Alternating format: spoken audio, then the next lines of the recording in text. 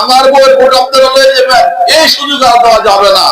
আমি এই আজকের অনুষ্ঠানের পূর্বে যাদেরকে দেখছি, আমার মনে হচ্ছে সেই 12 তারিখের নির্বাচনে যে আমরা যেভাবে পরিশ্রম করেছি, সেই পরিশ্রমের মুখগুলো আমার সামনে আছে। এরাই থেকে নেতা, এরাই থেকে কর্মী, এদের মূল্যায়ন আজকের আজাদ সাহেব। এদের অক্লান্ত পরিশ্রম না থাকলে যেভাবে জামাত শিবির 71-এর যেভাবে হায়নাকারী আমাদের উপর যেভাবে ছাপ মিশিয়েছিল, আপনাদের সকলের প্রচেষ্টা, ঐকান্তিক প্রচেষ্টায় আজকে আমাদের আজাদ সাহেব এমপি। আজাদ সাহেবকে সামনে রেখে আমরা ওনার দেওয়া মতামতের ভিত্তিতে আমরা চেয়ারম্যান নির্বাচন করব।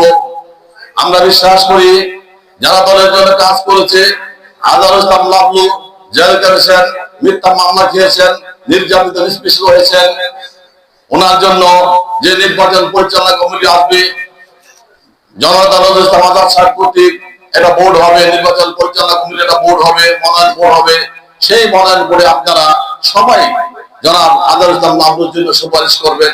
অনেকেই দাবি করবে, অনেকেই চাওয়া থাকতে পারে, আশা মানুষকে বাঁচায় রাখে, সেই আশার নিরিখে সবাই দাবি করবে।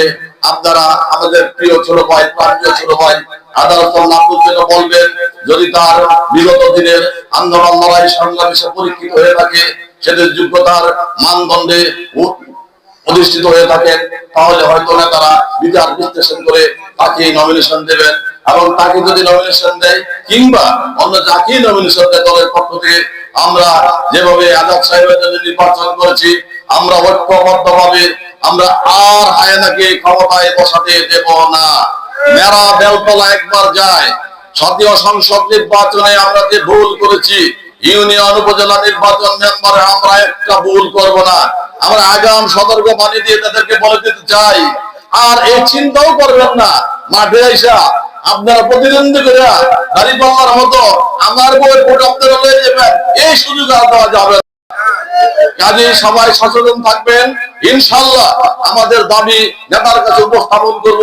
নেতা যদি আমাদের দাবি সম্মান দেখান বা কিংবা লাভলুর চেয়ে ভালো কাউকে ক্যান্ডিডেট পান, প্রয়োজনে আমরা লাভলুকে নিয়ে তার ইলেকশন করব, অথবা লাভলুকে যদি নমিনেশন দেয় সবাই লাভলুর জন্য একসাথে কাজ করব, এই আশাবাদ ব্যক্ত করে সবাইকে ঐক্য থাকার জন্য কোনো বিভেদ, কোনো বিরোধ না রেখে আমরা একটা প্ল্যাটফর্মে থেকে আমাদের আগামী দিনের যতগুলো নির্বাচন আসবে আমরা সবাই একসাথে কাজ করব। সবাইকে একসাথে থাকার জন্য আহ্বান জানিয়ে আগামী ঈদের শুভেচ্ছা জানিয়ে আমি আমার সংক্ষিপ্ত বক্তব্য এখানে শেষ করছি।